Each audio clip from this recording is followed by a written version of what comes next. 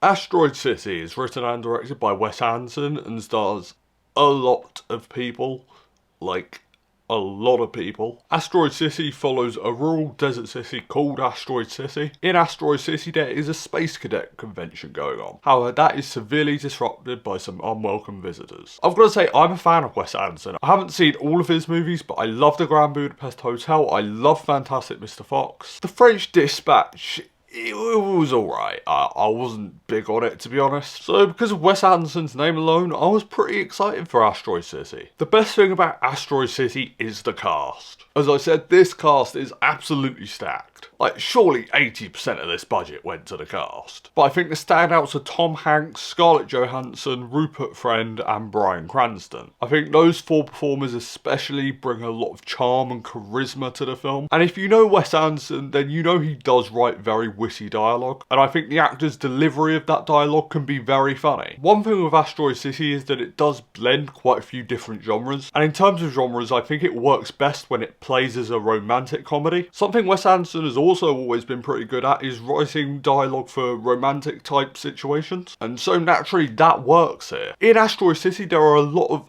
ideas, and I think the ideas in the film are pretty intriguing. The thing with Asteroid City is that it's kind of telling two different stories at once. There is the story I told you all about, the one set in the city of Asteroid City, and then there's another story that serves as the framing device of the film. In this we follow Edward Norton as a writer and Bryan Cranston plays the narrator. I think both of these stories in their own individual films could have worked really well, but in this film they clash. It feels like there's more to be explored in both stories, but the film can't explore that because it's trying to do too much at once. I don't necessarily want to use the term overstuffed, I think it feels more scatterbrained than anything. If you were to be asked an example of a modern auteur filmmaker, Wes Anderson would probably come up. His style is so unique to him, and his style has worked very well in a lot of his other movies, Fantastic Mr. Fox, Grand Budapest Hotel, but in Asteroid City I would say his style is even more full on than usual. Like, take any other Wes Anderson film and times the style in that film by 10.